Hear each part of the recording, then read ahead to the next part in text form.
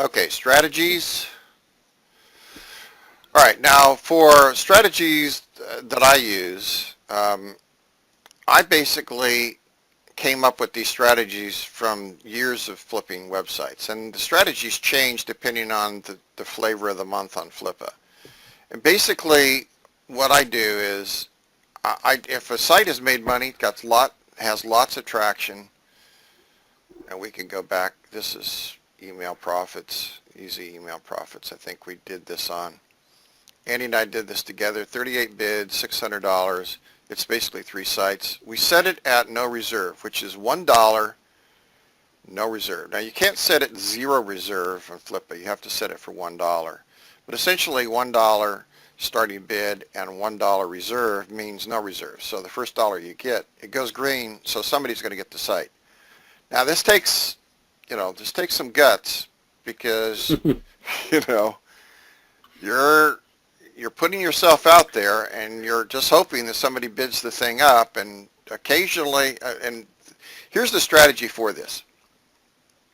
If you get a whole bunch of bids right out of the gate, you get on the most active. Then I don't know what the most active would be for today. You see right here, 61 bids is the top, and I've gotten many that have been up there. So to get on the bottom, you need 13 bids. And see, these are 13 bids, 3,000, 6,500, 13 bids. And then it goes up from there.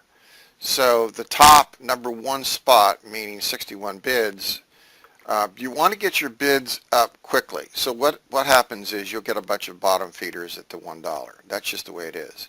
They'll bid the $1, then they'll bid the next increment up, and on it goes until you get hopefully over 13, and then you end up on the most active. When you end up on the most active, guess what? You get a lot more eyes on your site.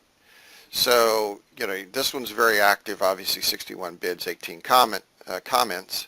And it's making $1,000, they say. So $1 start, no reserve. So that's the technique they used because it's making, well, it has uniques. It's not making any money, but it has a bunch of uniques, and it's probably a pretty nice looking site. You can go out and check those out. Here's an Xbox One manual. They're making, they say $300 a month, has 3,000 fans, 37 bids, only at 204. So lots of bids, lots of traction, but not a really high price. Probably started at the same thing, $1, no reserve. So that's one strategy. It's a gut strategy. You got to have some guts to do that, because if you don't want to sell your site for $5, $10, whatever, I mean, that's a chance you take. It could go for that. It rarely backfires, though. Rarely backfires. I've never had it backfire on me, and I've been doing this since 2007. But it does backfire on other people. I've got a huge list of people that buy my sites, so that could backfire on you. And, and then you have the 1, 2, and 3 day listing. Now, when you first list a site, you'll only have the option to do 3 days. That's the minimum.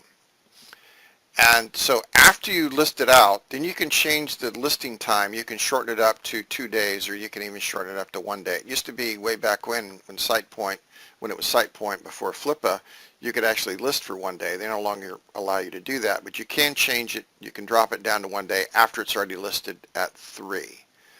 And why do I do just 3-day listings? Well, it's simple. After doing a whole bunch of these, I found that you don't get any more traction after 3 days. So if you list out for 7 days or 30 days, it's just sitting there. It's not making you any money. No one's bidding on it because they're waiting for the last day. You're going to get the most activity on the first day when you first launch out, that especially at a $1 no reserve.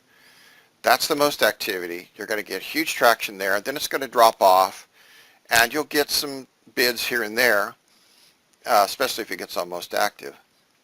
But as a general rule, you're not going to get a whole lot of traction until the last day and about the last 4 hours. So in the last 4 hours or so, you're going to get just tons of traction on the site if somebody wants it. And usually you'll have a bidding war going on between 2 people. Sometimes you get more involved. I really like it when I have 3, 4, 5 people involved, because that really drives the price up. Okay, everyone understand that strategy? No reserve, $1 opening bid. Now, if you don't want to take the chance, then you can start off with an opening bid of $1, and then you can set your site at a reserve. You can, if it's a starter site, doesn't have any revenue, no members in a membership site or anything like that, you can say this is the minimum I'm going to take, and you can set that. I set my minimums at $67 and $97 for a site. Let's say I'm flipping between 147 and 197. So I'll set my reserve at $67 and or 97. But I'll start the bidding at $1. So you'll get the people bidding on it. So it gets a little of activity. The bottom feeders will do $1, $5, $10, something like that. If it gets up to most active, then it's going to get a lot more traction.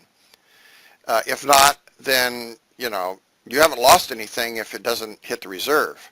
You get to relist it for free. But occasionally, it'll get to the reserve. It'll go green, meaning you've got to sell it, because that's part of your TOS. If someone bids on it and they hit your price, you've got to sell the site.